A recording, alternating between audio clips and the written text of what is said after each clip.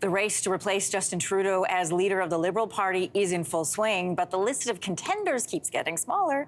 Federal Labor Minister Stephen McKinnon, just the latest minister to decide against running. McKinnon joins a growing list of federal cabinet ministers who are not running for the Liberal leadership. So who is gunning for the top job? Let's bring in Laura D'Angelo, Vice President of National Strategy and Public Affairs at Enterprise Canada. Welcome back. Thanks for having me. So we're very clear on who is not running. We've seen several key cabinet ministers bow out of contention. Those, as a reminder to everybody, include Melanie Joly, Dominic LeBlanc, and Anita Anand. Anand also saying she's not going to run in this next election. So I'm curious, what is happening in the party behind the scenes that would see these prominent ministers bow out of contention? Is there pressure from the executive to keep this race small because time is short? So it's a great question. There is definitely pressure to keep the race small, but I wouldn't say that it's directly from the executive. It's based on the rules that have been set out. $350,000 is the entry fee. That is very high. And based on the donation rules in Canada, that can only come from individual donors. So Canadian politicians cannot accept corporate donations, big PAC donations, $5 donations, up to $1,700 donations from individual Canadians. That's very hard to do and doesn't include the money that you also have to spend on your campaign itself. So that's the first part. The second part that I think is happening is if you're a cabinet minister and you run for leadership, you likely will be giving up your cabinet role.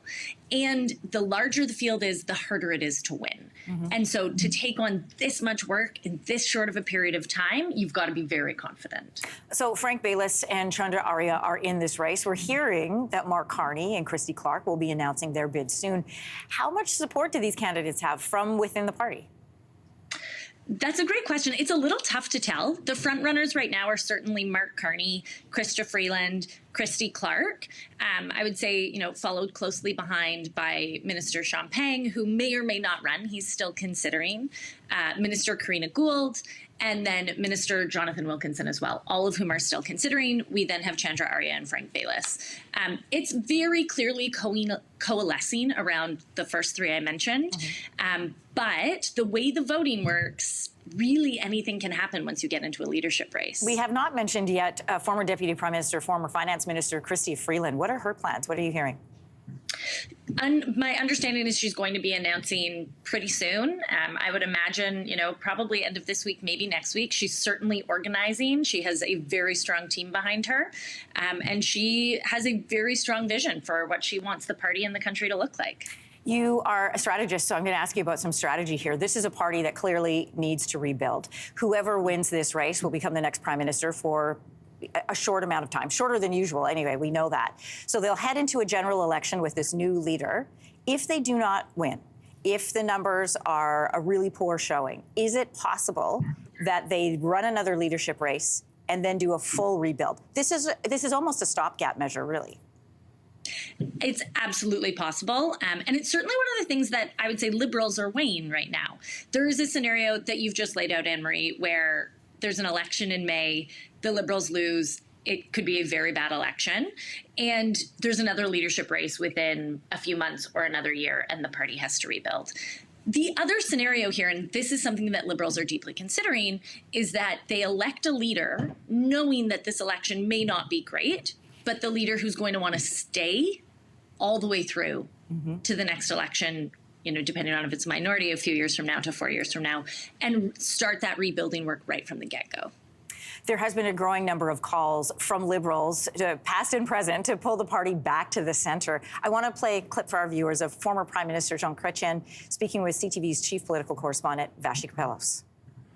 It is a fundamental condition for the party to come back, to be the radical centre. Okay, so he talks about the radical centre, but, we've had conversations about how those polls have actually shifted. So first of all, the centre doesn't look like the centre did, certainly not when he was in politics.